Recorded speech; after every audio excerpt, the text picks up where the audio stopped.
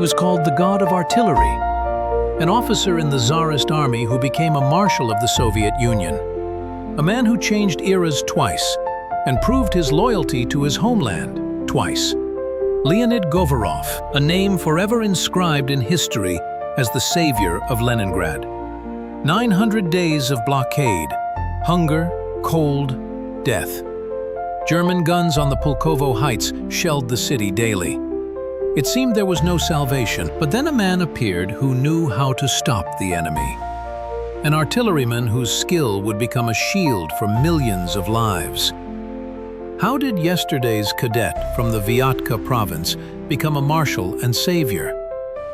At what cost was the blockade broken? And why did artillery become the key to victory?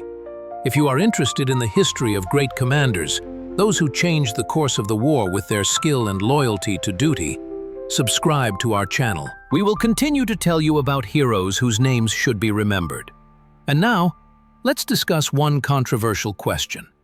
Was Govorov's choice in 1920 a betrayal of his oath, or a service to Russia above political biases? Could an officer of the Tsarist army honestly serve the new government? Write your opinion in the comments. Let's discuss this complex historical question. Vyatka Province. The village of Butyrki, February 22, 1897. A boy was born into a simple peasant family, destined to become one of the greatest military leaders of the 20th century. Leonid Govorov, a name that half a century later would resound throughout the Soviet Union as the name of the savior of Leningrad. But for now, he is just a peasant's son from the depths of the Russian Empire. Leonid's father, Alexander Govorov, managed to break out of the cycle of illiteracy that shackled most peasants of that era. He learned to read and write, and even worked as a clerk at the Vyatka River Pier. This thirst for knowledge and education was passed on to his son. Little Leonid grew up among the endless fields and forests of the Vyatka region, but his gaze was fixed far beyond the boundaries of his native village. Leonid received his primary education at a rural school.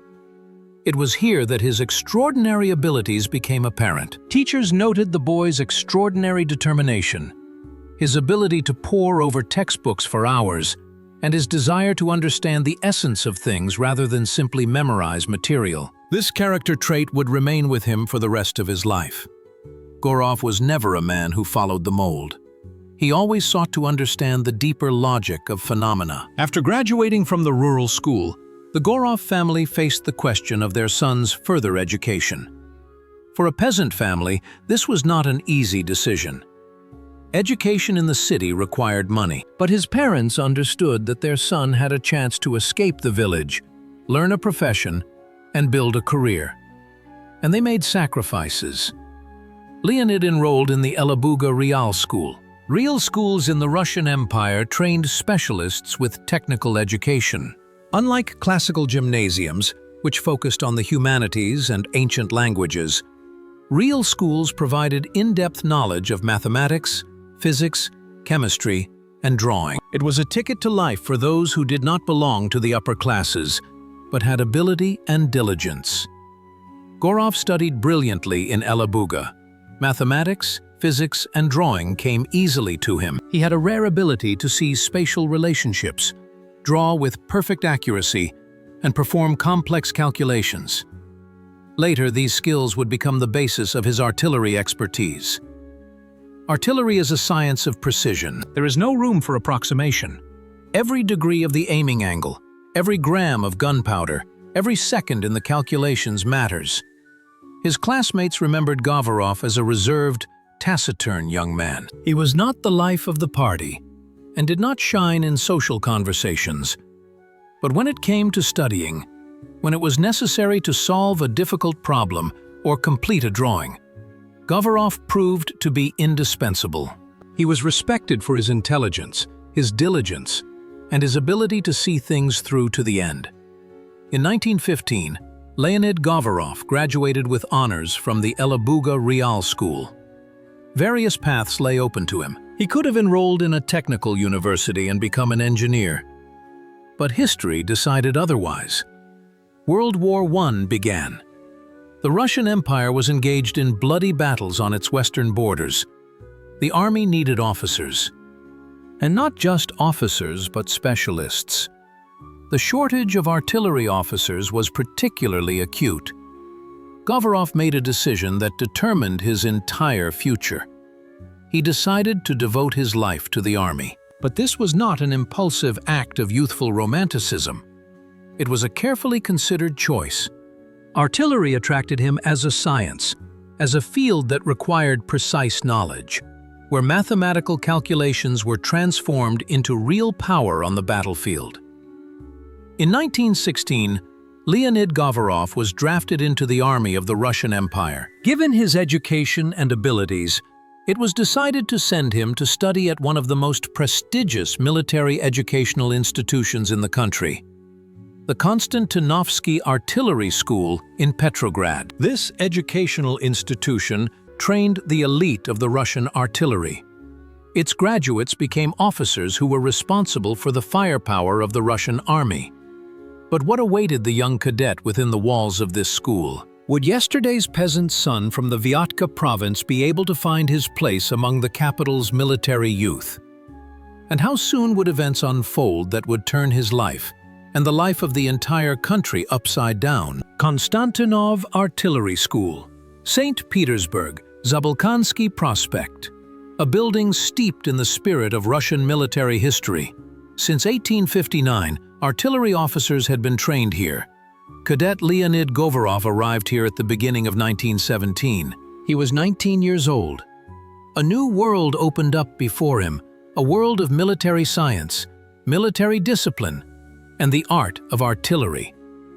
Training at the Konstantinovsky School was intense and demanding. Cadets studied mathematics, analytical geometry, differential and integral calculus, physics, chemistry, and mechanics. These subjects formed the foundation of artillery science. An artilleryman had to be able to calculate the trajectory of a shell, take into account the influence of wind, temperature, and humidity, and determine the exact distance to the target. It was a science of millimeters and seconds, where a mistake meant a miss, and a miss in war meant death. In addition to theoretical disciplines, cadets were constantly engaged in drill training. They practiced marching on foot and on horseback, studied regulations, did gymnastics, rode horses, and fenced. An artillery officer had to be not only a scholar, but also a warrior. He had to be able to command people, lead them into battle, and keep his cool under enemy fire.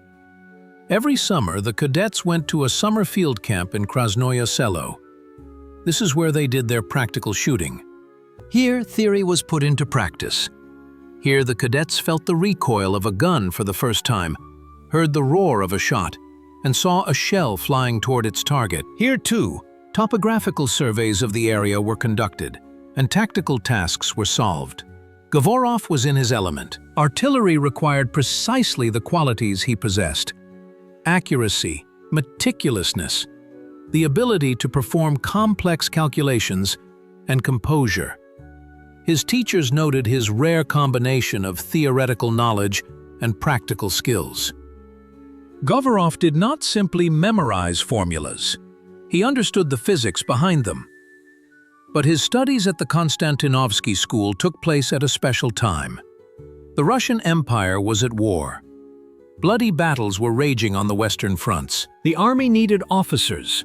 Therefore, training at military schools was shortened. Instead of a 2-year course, accelerated programs were introduced. It was necessary to graduate young officers as quickly as possible and send them to the front. In the spring of 1917, events took place that changed the course of Russian history. The February Revolution, the abdication of Emperor Nicholas II, the fall of the 300-year-old Romanov dynasty. The country was plunged into chaos by political changes. The army began to disintegrate. Discipline declined. Soldiers formed committees, discussed their commanders' orders, and refused to fight. In this situation, the Konstantinovsky Military School continued to train officers. But the atmosphere had changed. Cadets followed political events. There were debates among them about the future of Russia. Some supported the provisional government. Others sympathized with more radical forces. Still others simply wanted to receive their officers' epaulettes and go to the front to do their duty. Govorov stayed out of political discussions. He was interested in artillery, not politics. He continued to study hard and improve his skills. For him, the army was a profession, a life's work, not a field for political maneuvering. In the summer of 1917, Leonid Govorov was commissioned as an officer, second lieutenant of the Russian army. The graduation was accelerated. The country needed officers. The young artilleryman was sent to the front. But by this time, the Russian army was already falling apart. Kerensky's June offensive failed. Soldiers deserted en masse. Officers were ignored and sometimes killed. Govorov witnessed the agony of the Russian Imperial Army. He saw how what had been built over centuries was falling apart, how discipline was disappearing, how soldiers refused to fight, how officers lost control over their subordinates. It was the collapse of an entire world, a world in which he was going to serve. In the fall of 1917, the October Revolution took place. The Bolsheviks seized power. The demobilization of the old army began. The country plunged into civil war. Officers of the former Imperial Army were faced with a choice: white or red. Continue to fight for the old order or accept the new power. Emigrate or stay in Russia. For many cadets of the Konstantinovsky Military School, the choice was obvious. About 200 people illegally went to the Don, to General Kornilov, to the Volunteer Army. They chose the path of the White Movement. But Leonid Govorov made a different choice. Why did an officer educated in the Imperial Army not go to the Whites? What made him take the side of the Reds? And how would his fate unfold in the new, revolutionary Russia? The years 1917 to 1920, a time of great upheaval, a time when the old world was collapsing and a new one was being born, a time when every person in Russia had to make a choice that would determine their entire future. Leonid Govorov also stood at this historic crossroads, an officer in the Tsarist army, an artilleryman educated at the Imperial School, a man who had sworn allegiance to the Romanov dynasty. Where should he go in the new Russia? After the collapse of the old army, Govorov returned to his native land, the Yatka province. Here he worked for some time in the Soviet authorities. He taught at a school. He was involved in economic issues. It seemed that he had chosen the path of a peaceful life, deciding to stay out of the raging civil war. But history did not allow him to remain on the sidelines. The war was approaching every home, every family. Bloody battles were unfolding in eastern Russia. Admiral Kolchak's troops were advancing. The White Army was winning victories. Siberia, the Urals, and the Volga region were under threat. The Red Army needed specialists, especially artillerymen. And in 1920, Leonid Govorov made a decision that many of his comrades at the Konstantinovsky School would consider treason. He voluntarily joined the Red Army. Why did he make that choice? This question has been asked by historians and will continue to be asked. Govorov was never a revolutionary. He was not a member of the Bolshevik Party before the revolution. He had no ideological reasons to support Soviet power. But he had other reasons. First, Russia. Govorov believed that the Whites, relying on foreign intervention, posed a threat to the integrity of the country. Second, his profession. He was a military man, an artilleryman. War was his business, and he saw that the Red Army needed specialists capable of creating effective artillery. Govorov was sent to Siberia, to the Fifth Army of the Eastern Front. Here, decisive battles were fought against Kolchak's troops. Govorov was tasked with forming an artillery division. It was not an easy task. He had to find guns, shells, and horses for transportation. He had to train artillerymen, most of whom had no special training. He had to create a combat-ready unit from what was at hand. Govorov accomplished the task. His artillery division became one of the most effective in the army. The former officer of the Tsarist army proved himself to be a talented organizer and commander.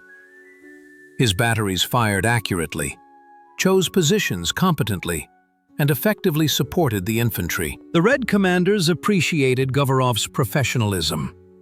Govorov's division fought as part of Vasily Blucher's legendary division. It was one of the best units of the Red Army at that time.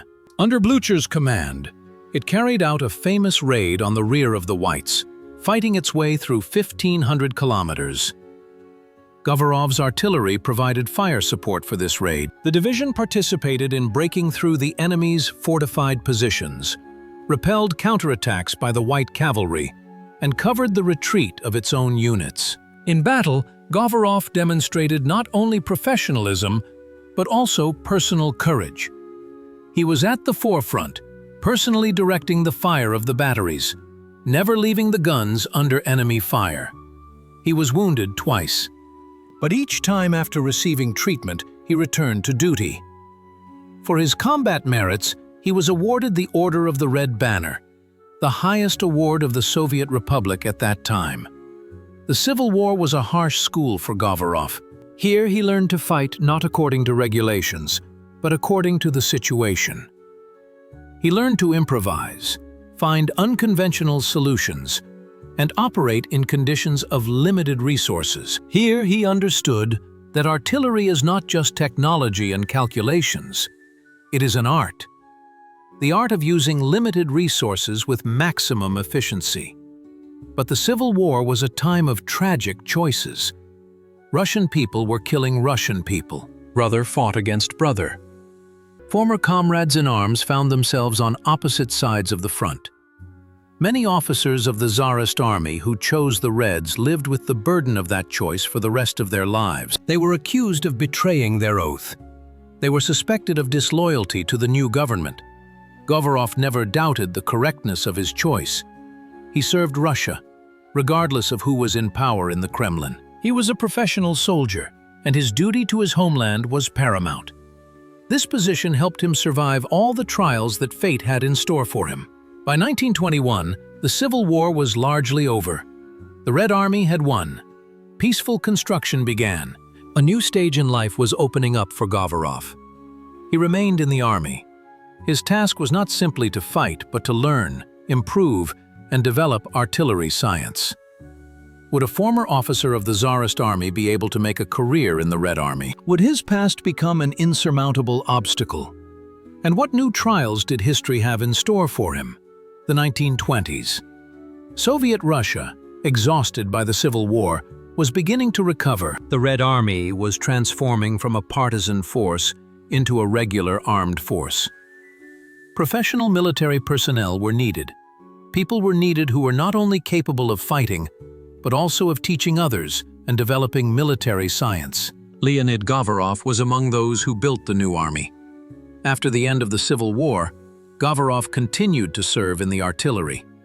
He was appointed to various command and teaching positions. He commanded artillery units, taught at military educational institutions, and worked on the development of artillery tactics.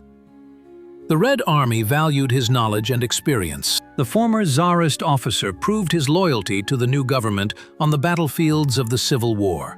In 1924, Govorov was sent to study at the Frunze Military Academy of the Red Army. It was the country's highest military educational institution. Here, top-level commanders, future generals, and marshals were trained. Studying at the academy was a recognition of Govorov's merits and talents. Among the academy's students were many future renowned commanders of the Great Patriotic War. The academy provided a fundamental military education. Here, students studied strategy and tactics, military history, the economics of war, and troop management. Govorov once again proved himself to be a talented student. He not only absorbed the material, but also critically analyzed it. He was particularly interested in the use of artillery in modern warfare. After graduating from the academy in 1928, Govorov's career took off. He was appointed to increasingly responsible positions. He commanded artillery regiments and divisions. He taught artillery tactics at military schools. He worked in headquarters. He wrote articles on the art of artillery. Govorov became one of the leading artillery theorists in the Red Army. He studied the experience of World War I and analyzed trends in the development of artillery weapons in other countries. He was particularly interested in the massive use of artillery and the creation of artillery groups to break through the enemy's fortified defenses. In the 1930s, the Soviet Union was actively preparing for a future war. Everyone understood that a new world conflict was inevitable. The Red Army was growing rapidly and rearming. Tank and aviation units were being created. New weapons were being developed. Fortified areas were being built on the borders. But these years were also a time of the Great Terror. In 1937-1938, mass repressions against the Red Army Command began. Thousands of officers, including senior commanders, were arrested and shot. Many former Tsarist officers who served in the Red Army were targeted. They were accused of espionage, sabotage, and preparing a military conspiracy. Govorov miraculously escaped repression. His impeccable service, Civil War awards, and lack of any political connections saved him. He always stayed out of internal party struggles, focusing entirely on his professional activities. But many of his comrades, colleagues, and friends were arrested. An atmosphere of suspicion and fear poisoned life. In these conditions, Govorov continued to work. In 1938, he was appointed a lecturer at the Military Academy of the General Staff. This was the pinnacle of military education. Here, top-level military commanders, capable of leading fronts and armies, were trained. Govorov taught a course on the use of artillery in offensive and defensive operations. His lectures were very popular. Govorov did not read from a piece of paper, but freely presented the material, gave examples from military history, and analyzed contemporary wars. He spoke at military scientific conferences with reports on the future of artillery. He was nicknamed the God of Artillery for his deep knowledge and ability to foresee developments. Govorov predicted that artillery would play a decisive role in future wars. He insisted on the need to create powerful artillery reserves, capable of concentrating on the main directions of attack. He developed new methods of artillery reconnaissance, counter-battery warfare, and the interaction of artillery with infantry and tanks. By the end of the 1930s, Govorov had secured a firm place among the military elite of the USSR. He held the rank of division commander, which was equivalent to the rank of general. He was a recognized expert in artillery and was valued and respected in military circles. But ahead lay a test that would put all his theoretical knowledge to the test in practice. A test that would show how well his theories corresponded to the reality of war. The Winter War with Finland was on the verge of breaking out. November 30, 1939, the Soviet Union started a war with Finland. Officially, it was called the Defense of the Borders and Assistance to the Finnish Revolutionary Government. In reality, Stalin wanted to move the border away from Leningrad to secure the second most important city in the country. The Finns refused to make territorial concessions. A war began, which in the USSR was called a liberation campaign, and in the world, the Soviet-Finnish War, or the Winter War. The Red Army moved confidently towards the border. The command planned a quick victory. It was believed that little Finland would not be able to withstand the might of the Soviet Union. But the reality turned out to be quite different. The Finns met the Red Army with fierce resistance. On the Karelian Isthmus, Soviet troops encountered a powerful line of fortifications, the Mannerheim Line. It was a system of long-term defensive structures, reinforced concrete pillboxes and dugouts, anti-tank ditches, minefields, wire barriers. All this was located in rugged terrain covered with forests and lakes. The winter was harsh. Temperatures dropped to 40 degrees below zero. Deep snow made movement difficult. Soviet troops suffered enormous losses. Leonid Govorov found himself at the center of these events. He was appointed Chief of Staff of the 7th Army's artillery, which was delivering the main blow on the Karelian Isthmus. He faced a difficult task: to organize a breakthrough of the Mannerheim Line. This required the massive use of artillery, accurate reconnaissance of targets, and precise organization of fire. The first attempts at a breakthrough failed. The artillery could not suppress the Finnish fortifications. Concrete pillboxes withstood the shelling. Finnish machine gunners mowed down the advancing Soviet infantry. The Red Army was stuck in place, losing thousands of soldiers. The command was looking for a solution. And this is where Govorov's talent came into play.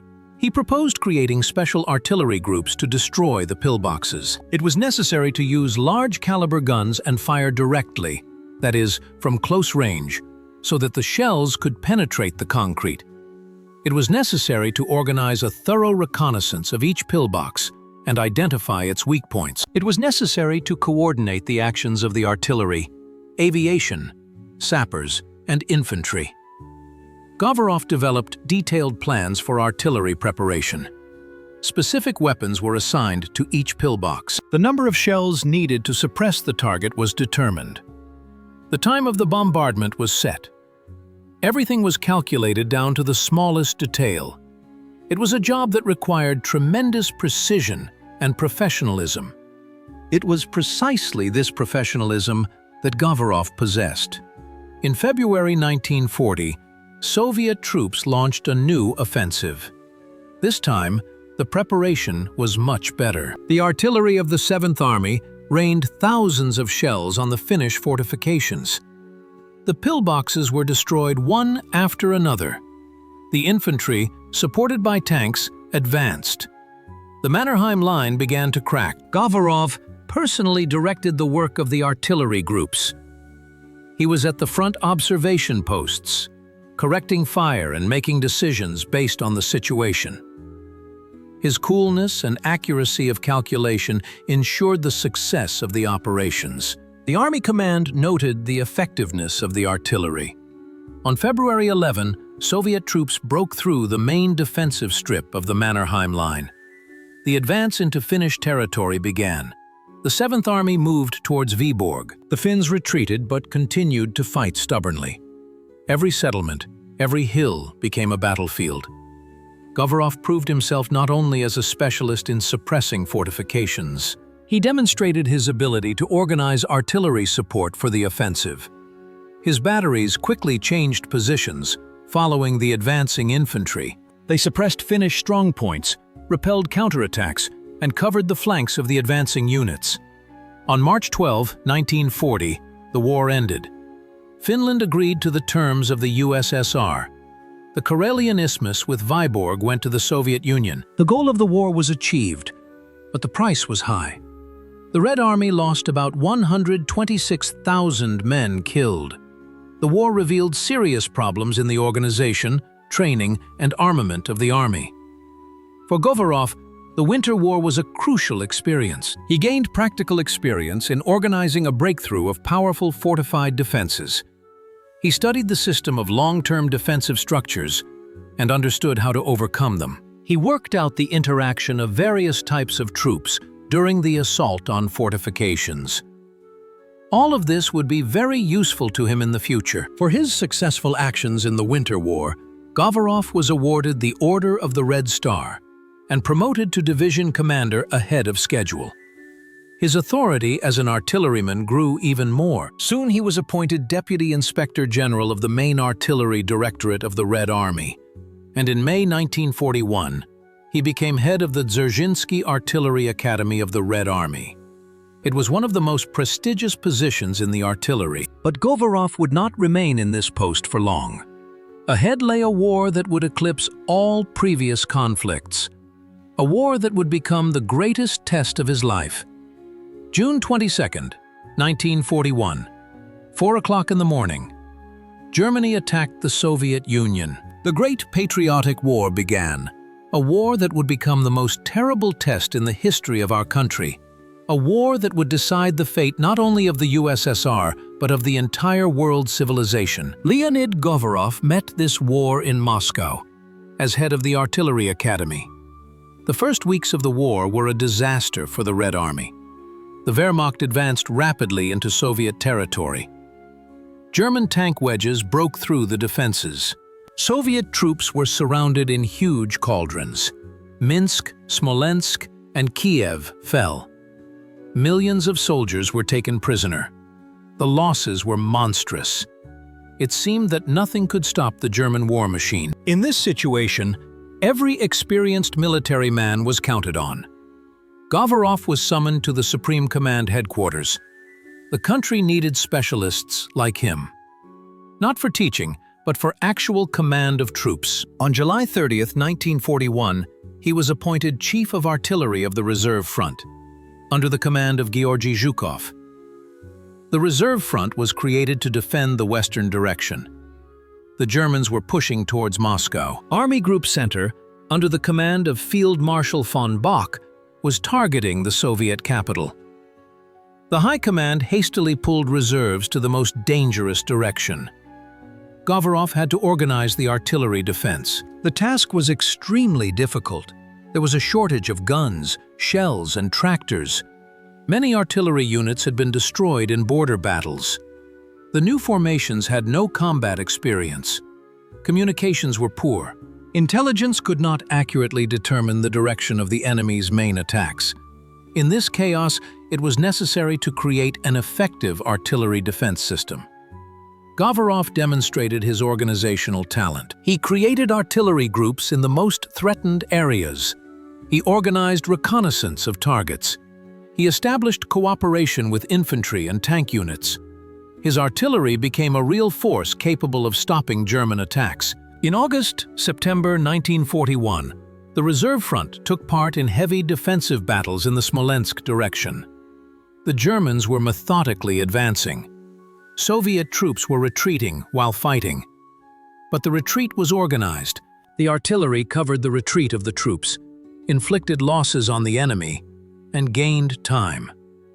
Govorov was on the front line.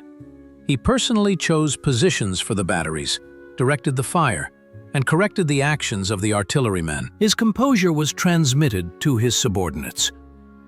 Even in the most critical situations, he remained calm and made balanced decisions. At the end of September, the German command decided on a general offensive on Moscow. Operation Typhoon. The Germans concentrated enormous forces. 75 divisions, 1,800 tanks, and 1,300 aircraft.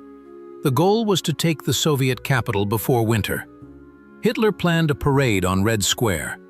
On September 30th, the Germans launched their offensive. Their attack was terrifying in its power. The Soviet defenses began to crack. German tanks broke through deep into Soviet territory. The encirclement of Soviet troops near Vyazma and Bryansk began. Hundreds of thousands of Red Army soldiers were trapped in the cauldron. The road to Moscow seemed open. At this critical moment, Govorov was appointed commander of the artillery of the Reserve Front, which was transformed into the Mozhaysk line of defense. He was tasked with creating an artillery shield on the approaches to the capital. The fate of Moscow was being decided on the Mozhaysk line of defense. Here, the Germans had to be stopped at any cost. Govorov took command in an extremely difficult situation. The Germans were pushing forward. Soviet units were retreating in disorder. Communications had been disrupted. Many units had been destroyed or surrounded. There were few troops, few guns, and little time to prepare on the Mozhaysk defense line. But it was here that the Wehrmacht had to be stopped. Would Govorov be able to cope with this task? Would he have enough strength and experience to organize the defense in such a critical situation? The fate of not only Moscow, but the entire country depended on the answers to these questions. October 1941. The Mozhaysk defense line, the last line of defense before Moscow. If the Germans broke through here, it would be only 100 kilometers to the capital on a straight road. The High Command transferred all available reserves to this direction. New divisions were being formed. Siberian units were being transferred from the Far East. Time was working against the Red Army. Every day of delay by the Germans was worth its weight in gold. On October 7, 1941, an event occurred that changed the fate of Leonid Govorov. He was summoned by the commander of the Western Front, Army General Georgy Zhukov. Zhukov knew Govorov from the Reserve Front. He valued his professionalism, composure, and ability to organize artillery defense. And now Zhukov made an unexpected decision. He appointed Govorov commander of the Fifth Army. It was an unusual decision. Govorov had never commanded large military units. He was an artilleryman, a specialist in a narrow field. Appointing an artilleryman as commander of an army was a bold move. But Zhukov understood that the Mozhaisk direction needed someone who could create an impenetrable defense. And for that, he needed an artilleryman of the highest caliber. The Fifth Army held positions in the Mozhaisk direction. This was a crucial direction. The Germans could take the shortest route to Moscow via the Mozhaisk highway. The army had suffered heavy losses in previous battles. Many units had been destroyed. New formations were just beginning to take up positions. The situation was critical. Govorov took command and immediately got down to business.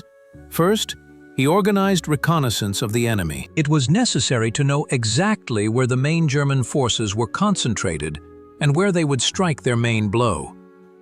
Then he began to create an echeloned defense. Several lines of trenches, anti-tank ditches, minefields, and firing points. Govorov paid special attention to artillery. He created powerful artillery groups in the most dangerous areas. He organized an anti-tank defense system. The guns were set up in ambush, ready to meet the German tanks with direct fire. Anti-tank infantry weapons were distributed throughout the entire depth of the defense. Govorov personally inspected the positions. He checked the location of the batteries, indicated where camouflage needed to be improved, and where defenses needed to be strengthened. He talked to regimental and divisional commanders, explaining his defense plan. His calm confidence was conveyed to his subordinates. The soldiers saw that the commander knew what he was doing. On October 14th, the Germans launched an offensive against the positions of the Fifth Army. The attack was powerful. German aircraft bombed Soviet positions. Artillery fired heavily. Then tanks and infantry went on the attack. A fierce battle for the approaches to Moscow began. Soviet troops met the enemy with organized fire. Govorov's artillery struck the advancing Germans. Anti-tank guns knocked out German tanks. The infantry held their ground in the trenches, repelling the attacks. The Germans suffered losses, but continued to advance. They brought more and more forces into battle. The fighting was incredibly fierce. The Germans attacked again and again. Some sections of the defense changed hands several times. Govorov was at the command post, from where he directed the battle. He was in constant contact with his subordinates, coordinating the actions of the troops and directing reserves to threatened areas. The artillery worked with maximum efficiency. Govorov used all his knowledge and experience. He organized a system of mobile batteries that changed positions after several shots, preventing the Germans from detecting them. He created fire pockets into which German tanks were lured and shot at point-blank range. He established a clear system for infantry commanders to call in fire. The Germans advanced, but slowly, losing equipment and men. Every kilometer cost them dearly. The blitzkrieg faltered. Instead of a rapid breakthrough, a protracted, bloody battle began. Hitler's plan to take Moscow on the march collapsed on the Mozhaisk defense line. By the end of October, the German offensive on the Fifth Army's sector had stalled. They were unable to break through the defenses. The Mozhaisk direction held. Govorov proved that he was capable of commanding not only the artillery, but also the army. Zhukov had not been mistaken in his choice, but even more difficult trials lay ahead. The Germans were preparing a new general offensive on Moscow, and the Fifth Army was once again to bear the brunt of the attack. Would they have enough strength to withstand the new onslaught? Would the Germans break through this time? November 1941. The Battle of Moscow entered its decisive phase. The Germans, who had been stopped in October, were preparing their final decisive offensive. Hitler demanded that the Soviet capital be taken before the onset of winter. Army Group Center was receiving reinforcements. Tank divisions were regrouping for a new strike. There was tension in the air before the storm. The Fifth Army, commanded by Govorov, was holding the defense west of Moscow. Its positions were covered by the Mozhaysk and Minsk highways, the shortest routes to the capital. The army was exhausted by a month of continuous fighting. Losses in personnel and equipment were significant. But morale remained high. The soldiers knew they were defending Moscow. Behind them lay the capital. There was nowhere to retreat. Govorov used the pause in the offensive to strengthen the defenses. New defensive lines were built. Additional anti-tank areas were created. Ammunition supplies were replenished. Reserve units arrived. Every day of German delay was beneficial to the defense. The commander personally supervised all aspects of the preparations for defense. He checked the condition of the artillery positions, the availability of ammunition, and the readiness of communications. He talked with division and regiment commanders, ascertained their needs, and helped solve problems. Govorov was a demanding commander, but a fair one. He did not tolerate sloppiness, but he valued initiative and professionalism. He paid particular attention to the morale of the troops. Artists came to Moscow to visit the troops and gave concerts on the front lines. Political workers held talks with the soldiers. Govorov himself spoke to the soldiers, calmly and confidently explaining the situation. His calmness had a better effect on the soldiers than any propaganda. On November 15th, the Germans resumed their offensive. This time, the strike was delivered north of the Fifth Army's positions, in the defense zone of neighboring armies. German tanks broke through to the Moscow-Volga Canal. There was a real threat of Moscow being bypassed from the north. The High Command transferred reserves to eliminate the breakthrough. The Fifth Army continued to hold its section of the front firmly. The Germans attacked here too, but were unable to break through the defenses. Govorov's artillery fired on the attackers. Anti-tank defenses knocked out German tanks. The infantry held their ground in the trenches, repelling attack after attack. By the end of November, the German offensive had run out of steam. The Wehrmacht was exhausted.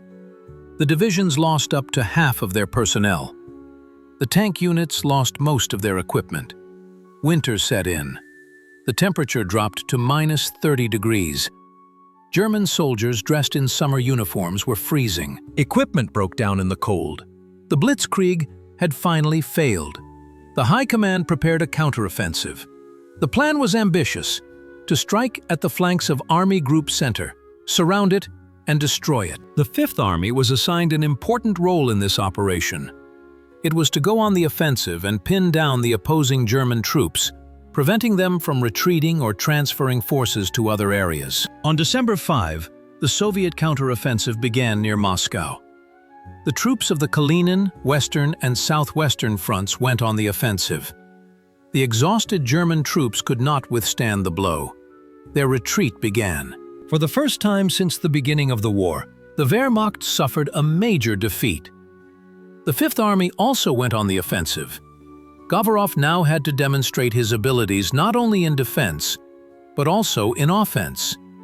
This was a new test. It is always more difficult to attack than to defend.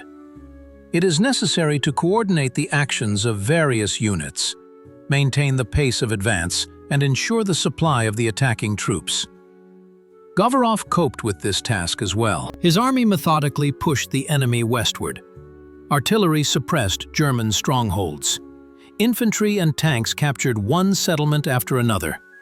The advance was slow but steady.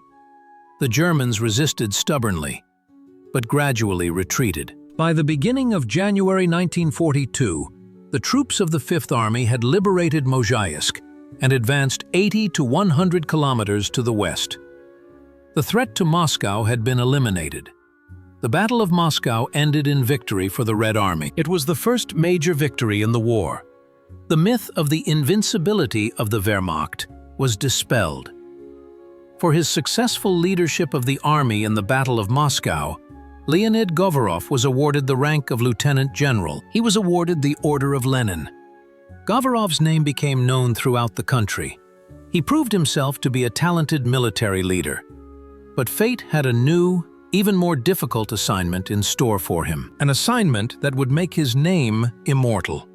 Leningrad was waiting for its savior. Leningrad, the city on the Neva, the cradle of the revolution, the second most important city in the Soviet Union. Since September 1941, it had been under siege. German and Finnish troops cut off all land routes to the city. A terrible blockade began, which would last 900 days. Hunger, cold, artillery shelling, bombing. Every day, thousands of people died in the city, but Leningrad held out. The Leningrad Front led the city's defense. The front command did everything possible to save the city. The Road of Life was organized across Lake Ladoga.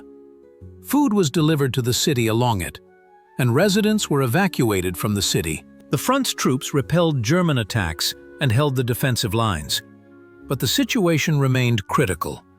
In the spring of 1942, the High Command decided to strengthen the command of the Leningrad Front. An experienced military leader was needed who could organize an effective defense, stop the German shelling of the city, and prepare to break through the blockade.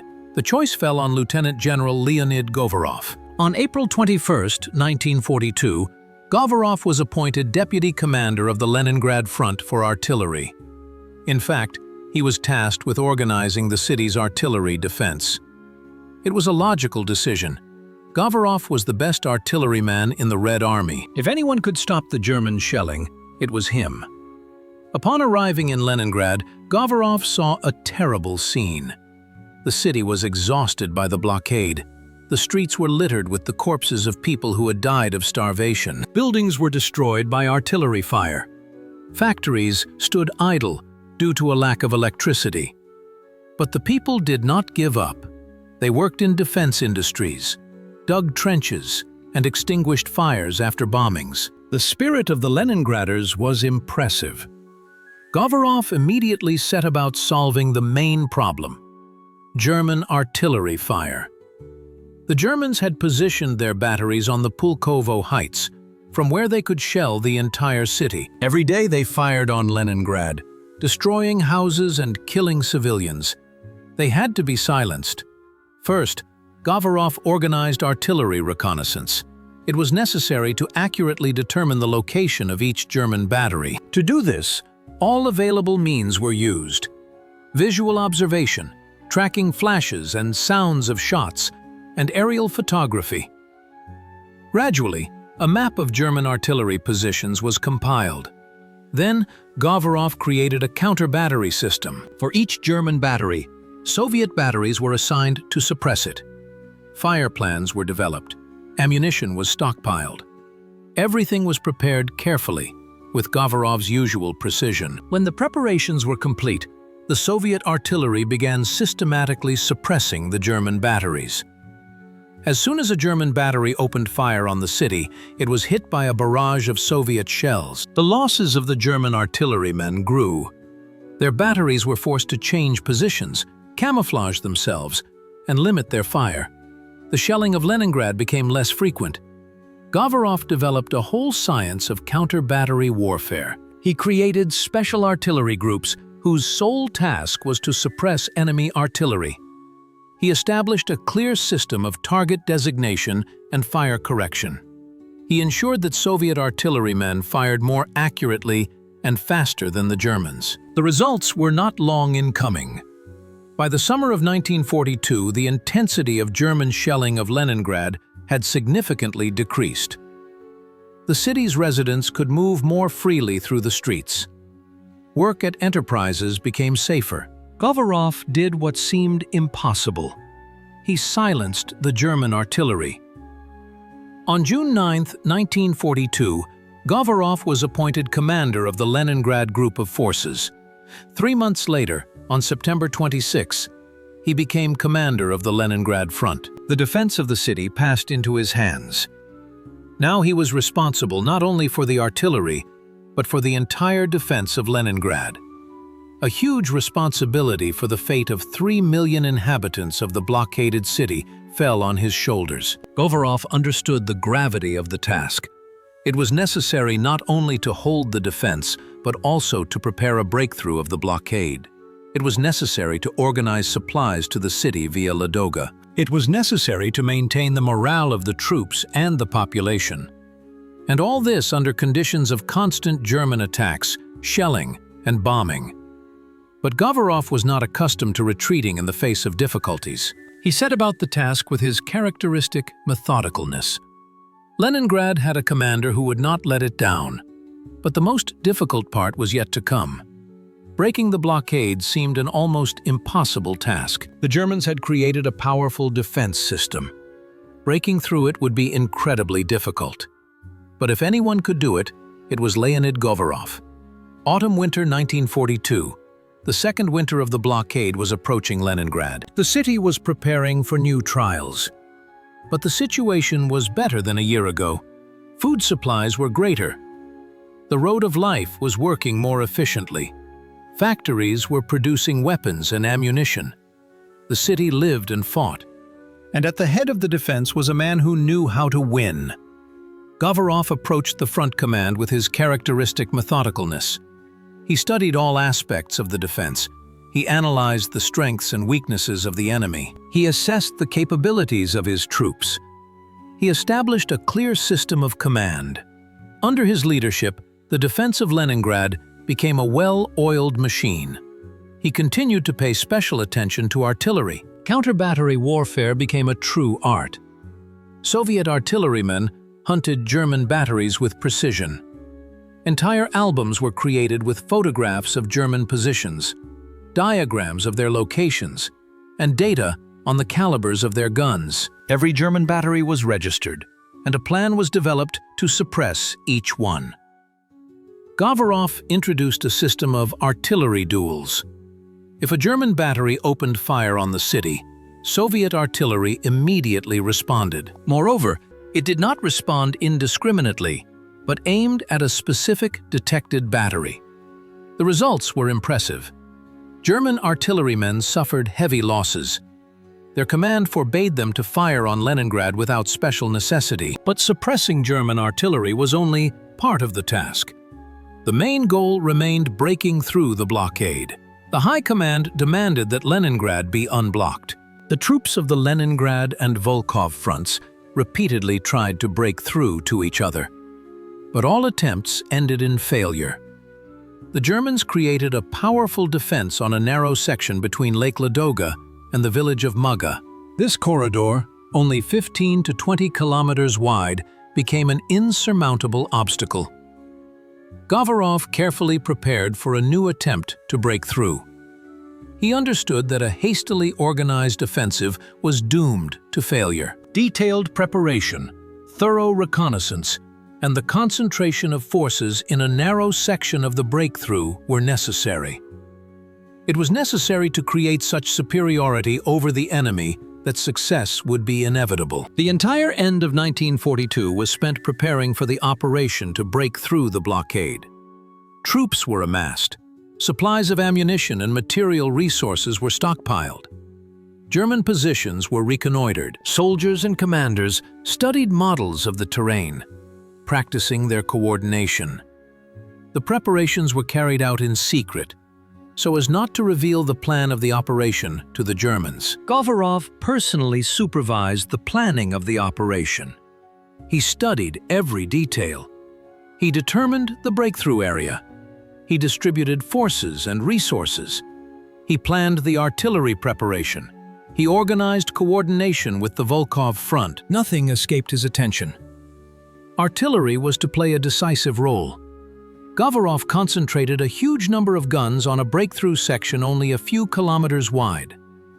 The artillery density was up to 200 guns per kilometer of the front. It was an unprecedented concentration of firepower. The German defenses were to be literally plowed under by shells. Govorov developed a detailed plan for artillery preparation. Specific guns were assigned to each target. The consumption of shells was determined. The time of the bombardment was set. Everything was calculated with mathematical precision. It was artillery science in action.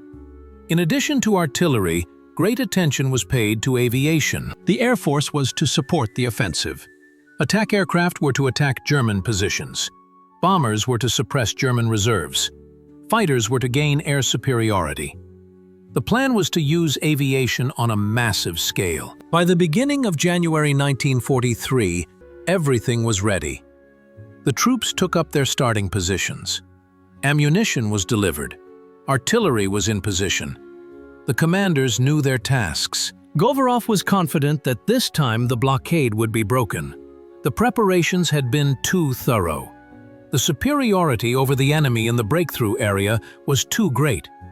But war is full of surprises, and the Germans were not going to give up their positions just like that. On January 12, 1943, Operation Iskra was to begin, the breakthrough of the blockade of Leningrad. It was one of the most important operations of the war. The fate of 3 million Leningraders depended on its outcome, and the responsibility for its success rested on the shoulders of the commander of the Leningrad front, Colonel General Leonid Govorov. Would he be able to accomplish this task? Would the Leningrad front break through to the troops of the Volkhov front? Or would the blockade continue? January 12, 1943, 9:30 in the morning. The roar of thousands of guns rolled across the snow-covered fields between Lake Ladoga and the village of Maga. Operation Iskra had begun. The artillery preparation lasted 2 hours and 20 minutes. It was a symphony of destruction. German trenches, dugouts, and pillboxes disappeared under a barrage of shells. The earth shook. Trees were reduced to splinters. All living creatures hid in shelters. Govorov watched the artillery preparation from the command post. He saw how the machine he had created worked. The batteries fired on schedule. The shells hit their targets with precision. The Air Force struck the German reserves. Everything was going according to plan. At 11:50 a.m., the artillery shifted its fire deeper into the enemy's defenses. The infantry and tanks went on the attack. The Germans met the attackers with fierce fire. Not all of their firing points had been suppressed. Machine guns fired from the surviving pillboxes. German artillery returned fire. Fierce fighting ensued. Soviet troops gnawed away at the German defenses meter by meter.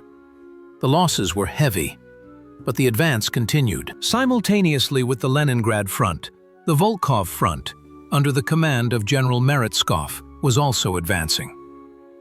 His troops broke through the German defenses from the east. The task was to meet up with the troops of the Leningrad front, break through the narrow corridor of German defenses, and connect the two fronts. The first day of the offensive brought limited success. The troops of the Leningrad front advanced 2 to 3 kilometers. The Volkhov front also broke through the first line of defense. But there were still about 10 kilometers left before the troops could meet. The Germans resisted fiercely. They understood that if the blockade was broken, their entire year-and-a-half siege of Leningrad would be in vain. Govorov led the battle relentlessly. He corrected the actions of the artillery. He directed reserves to areas of success. He maintained contact with the commander of the Volkhov front. He coordinated the actions of the two fronts. The work was intense. Every decision was important. The success of the operation depended on them. The second day of the offensive, the fighting intensified. Soviet troops advanced slowly but steadily. The Germans clung to every line. They threw their reserves into battle. The air forces of both sides fought fierce air battles. The ground shook from the explosions of shells and bombs. The winter day was filled with the roar of battle. The artillery worked non-stop. Govorov organized a system of constant artillery support for the advancing troops. The batteries followed the infantry, quickly taking up new positions. German strongholds were suppressed. Counterattacks were repelled. The way was paved for the infantry and tanks. By the evening January 13, the troops of the two fronts were 5 to 6 kilometers apart. The meeting was close, but the Germans resisted desperately. They understood that this was the last line of defense. If the Soviet troops joined forces, the blockade would be broken. January 14, the third day of the operation. The fighting reached its peak. Soviet troops stormed German strongholds. The Germans counterattacked, trying to repel the attackers. The artillery and aviation of both sides worked at full capacity. It was a battle of attrition. Whoever endured would win. By the end of the day, the distance between the troops of the two fronts had been reduced to 2 or 3 kilometers. Govorov and Meretskov maintained constant communication. They coordinated the final push. They understood that victory was near. They just needed to push a little harder. January 15, the fourth day of the operation. At dawn, the artillery delivered its final powerful blow to the German positions. Then the assault groups went on the attack. They broke through the last kilometers of German defenses. The Germans fought back with their last ounce of strength, but the Soviet troops were unstoppable. On January 18, 1943, in the area of workers' settlements number 5 and number 1, the troops of the Leningrad and Volkhov fronts met. The blockade of Leningrad was broken. A corridor 8 to 11 kilometers wide was formed. The German ring was broken. It was a great victory. The city gained a direct land connection with the mainland. Govorov accomplished his mission. His careful preparation, his artillery skills, and his perseverance brought victory. The blockade was broken. However, the city was still far from being completely liberated. The Germans continued to defend their positions around Leningrad. They shelled the city. They kept it under partial blockade. But the main thing had been done. The connection with the mainland had been restored.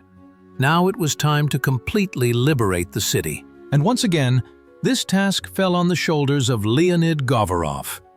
The breaking of the blockade was the greatest event in the life of Leningrad. Trains began to move along the narrow corridor. Echelons with food, ammunition, and fuel went to the city. The sick, wounded, and children were evacuated from the city. Life became easier, but the enemy still stood at the city gates.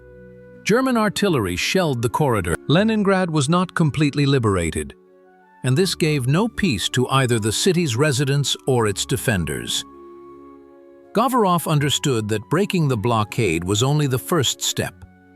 The Germans had to be completely driven back from Leningrad. The suburbs had to be liberated. The threat to the city had to be eliminated, but this required a major offensive operation.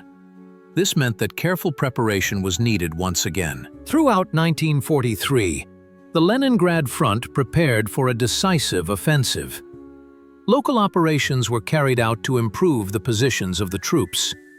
Forces and resources were accumulated. The German defenses were studied. The troops were trained. Govorov demanded maximum thoroughness in preparation from his subordinates. He remembered the lessons of Operation Iskra.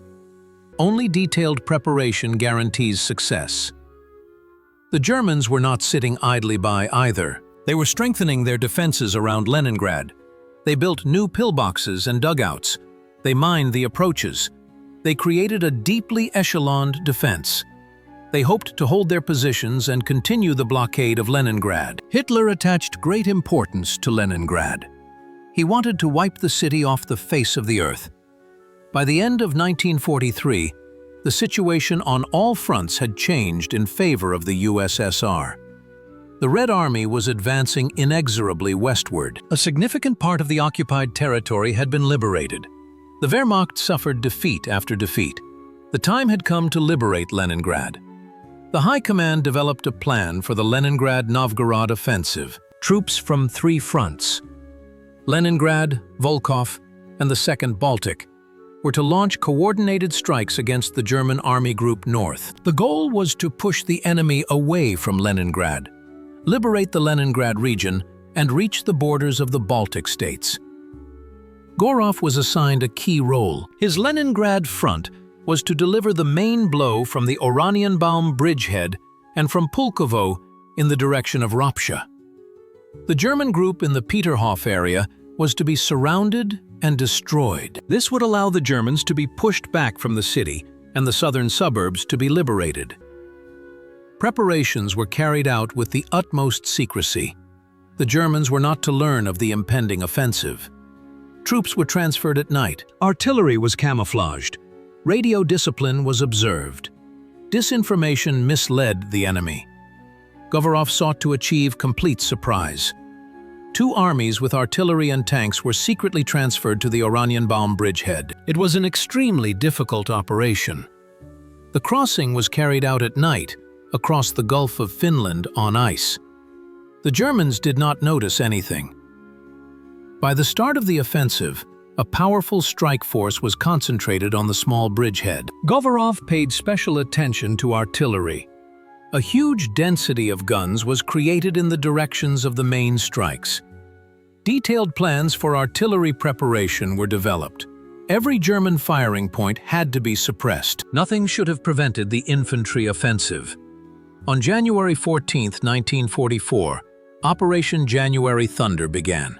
The artillery of the Leningrad front rained thousands of tons of shells on German positions. Then troops from the Oranienbaum bridgehead went on the offensive.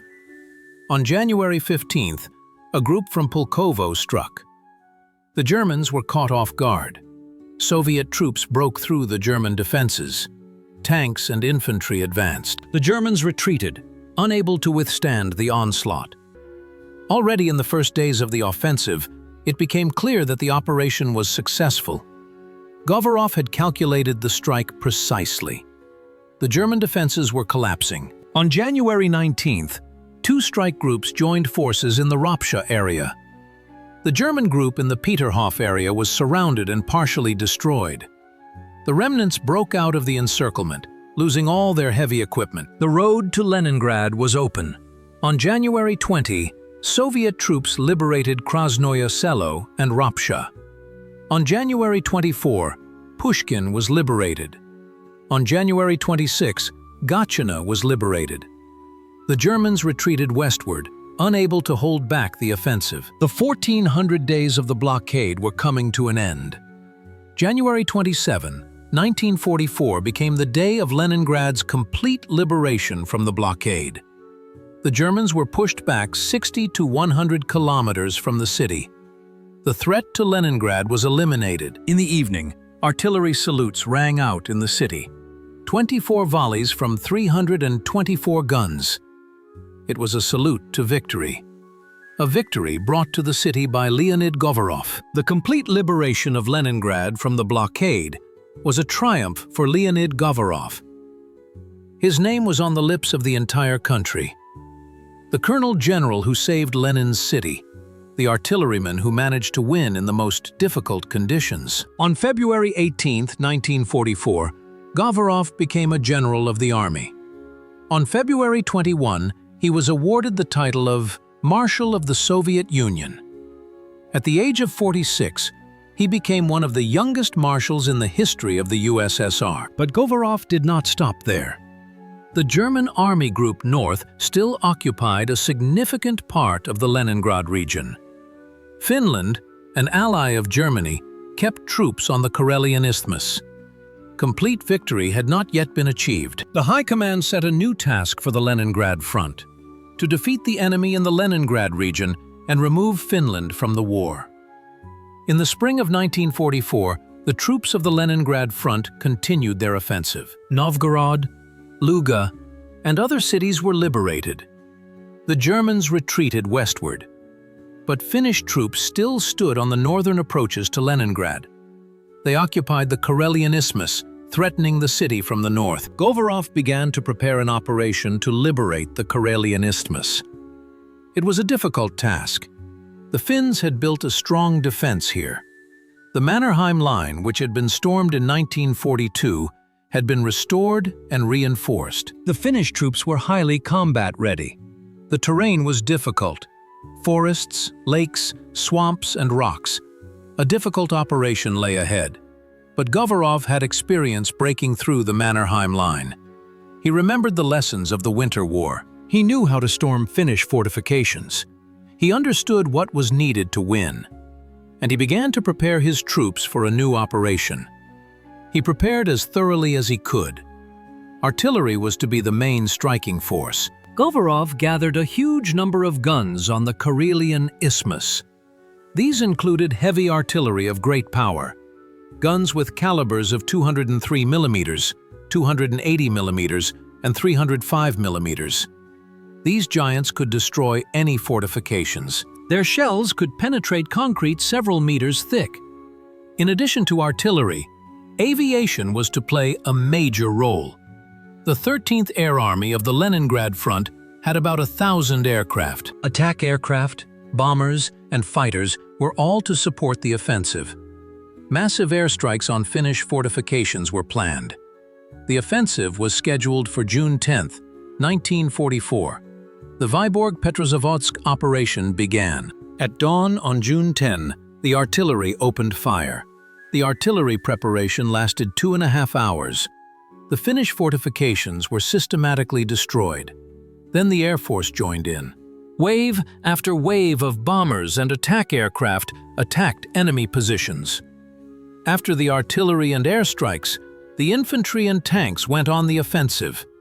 The Finns met the attackers with fierce fire, but their defenses had been severely weakened by the artillery.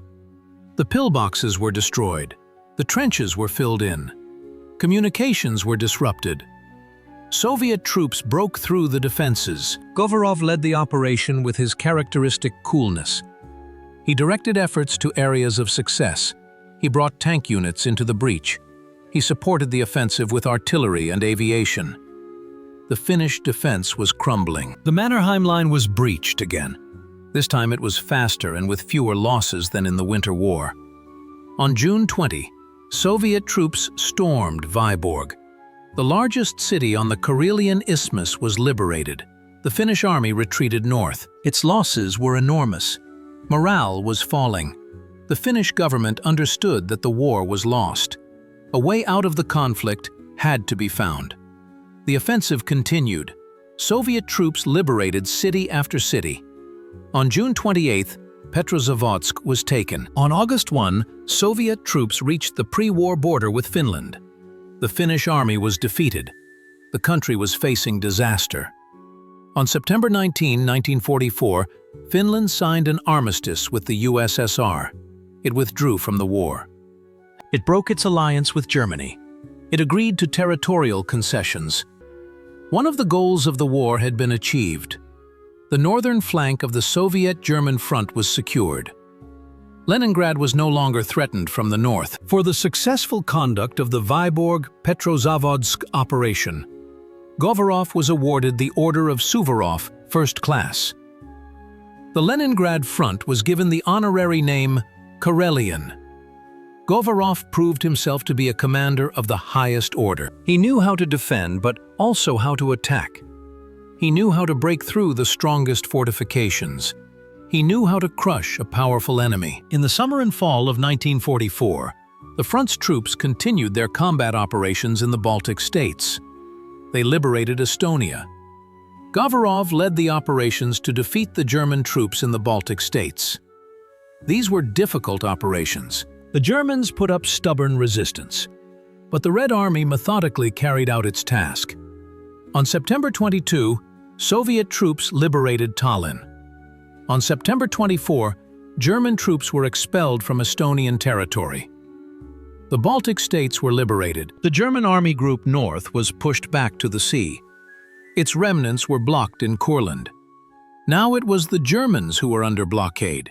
In 2.5 years of commanding the Leningrad front, Govorov went from being the organizer of the defense of the blockaded city to the commander who liberated a huge territory. He saved Leningrad. He broke through the blockade. He completely liberated the city. He brought Finland out of the war. He liberated the Baltic states. His contribution to the victory was enormous, but the war was still going on. The enemy was still fighting, and there were still several months of hard fighting left before complete victory. May 8, 1945. Victory Day. Germany surrendered. The Great Patriotic War was over. 4 years of bloody struggle ended in complete victory for the Soviet Union. The price of this victory was enormous. Millions of people died. Cities were destroyed. Villages were burned to the ground. But the enemy was defeated. Fascism was destroyed. The world was saved. Leonid Govorov celebrated Victory Day in Leningrad. The city he had saved was jubilant. The streets were filled with crowds of celebrating people. Strangers hugged each other and cried with joy. The war was over. The blockade was a thing of the past. A peaceful life lay ahead. The people of Leningrad remembered that they owed much of this victory to Marshal Govorov. During the war years, Govorov became one of the most celebrated Soviet military leaders. His name was on a par with those of Zhukov, Rokossovsky, Konyev, and Malinovsky. He rose from Chief of Artillery to Marshal of the Soviet Union. He commanded an army and a front.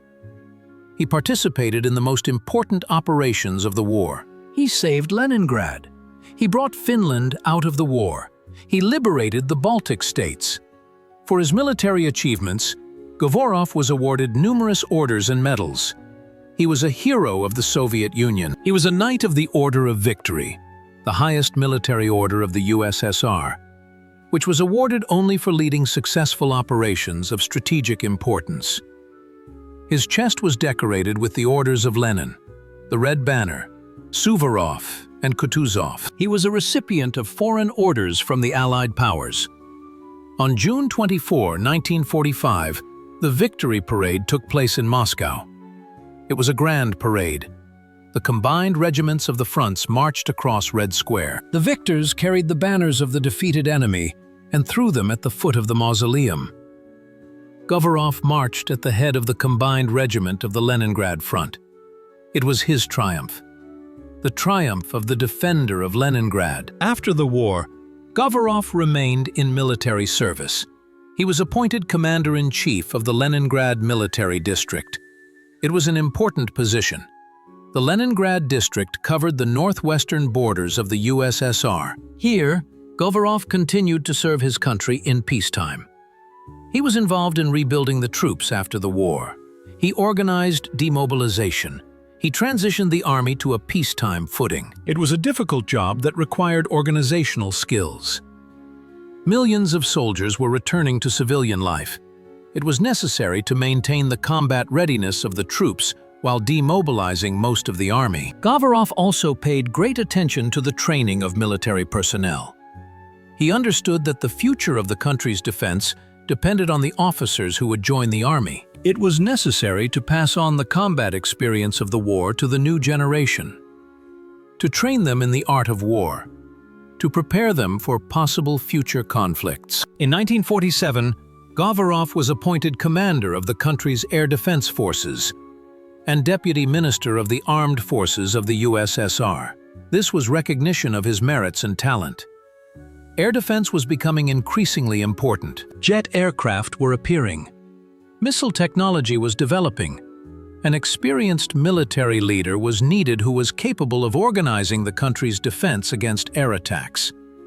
Govorov actively engaged in the development of air defense. Under his leadership, an air defense system was created to protect the country from air attacks. Anti-aircraft missile systems were developed. Radar stations were improved.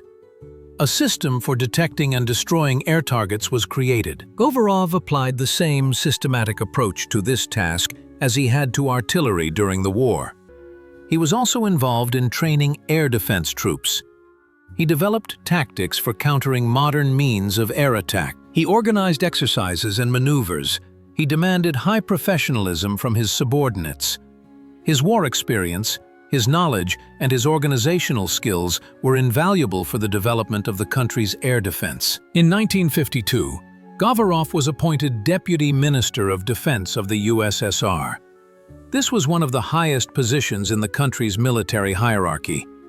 He was part of a small circle of people who determined the military policy of the USSR. His opinion was taken into account when making important decisions on the country's defense. But the Marshal's health was undermined by the years of war. The tension of the blockade, The stress of command and constant work at the limit of his capabilities did not pass without a trace. In the early 1950s, Govorov's health began to deteriorate. He suffered from heart disease. Doctors insisted that he rest, but Govorov continued to work. Serving his country was his reason for living. March 19, 1955, Moscow. Marshal of the Soviet Union Leonid Alexandrovich Govorov passed away. He was 58 years old. His heart gave out. Years of stress, the siege of Leningrad, and constant work had undermined his health. One of the greatest commanders of the Great Patriotic War had passed away. Govorov's death was a huge loss for the country. He was not just a military leader. He was a symbol of fortitude, professionalism, and loyalty to duty. He was the man who saved Leningrad.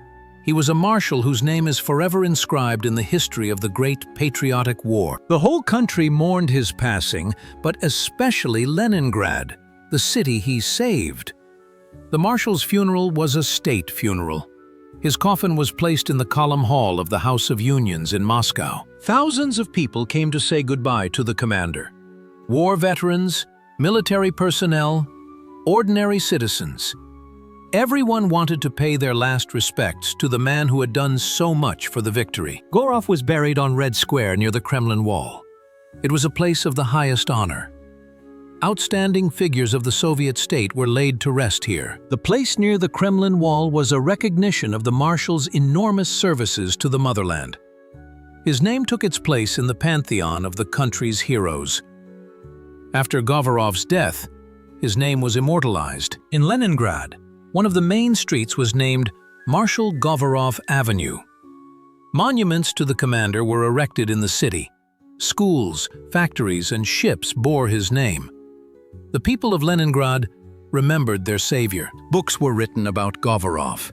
Military historians studied his operations. His counter-battery tactics became a classic of military art. His methods of breaking through fortified defenses were studied in military academies. His experience in commanding the front was analyzed by future commanders. Govorov left behind a rich legacy, not only military, but also human. He set an example of loyalty to duty, professionalism, and composure in the most difficult situations. He proved that knowledge and experience prevail even in the most hopeless circumstances. That methodicalness and thorough preparation are more important than spontaneous heroism. His path was unusual. An officer in the Tsarist army, he became a marshal of the Soviet Union. He lived through two revolutions: the Civil War, the repressions of the 1930s, and the Great Patriotic War. He survived the meat grinder of 20th century history. And he didn't just survive, he became one of the greatest military leaders of his time. Govorov was never a politician. He was a military professional. He was interested in artillery, tactics, and strategy, not ideology. He served Russia, regardless of who was in power in the Kremlin. This apolitical stance and focus on professional duty helped him survive and reach the top. He had a complex personality. He was reserved, taciturn, and stern. He did not seek popularity. He avoided publicity. He devoted himself entirely to his work. He demanded maximum effort from his subordinates. But he was fair. He valued professionalism. He did not tolerate negligence. He was feared and respected. But most importantly, he was a master of his craft. Artillery was not just a branch of the military for him, but a science to which he devoted his life. He knew everything about it. He understood its capabilities and limitations. He knew how to use artillery with maximum effectiveness. He was called the god of artillery, and that was no exaggeration. The blockade of Leningrad was Govorov's greatest test and his greatest triumph.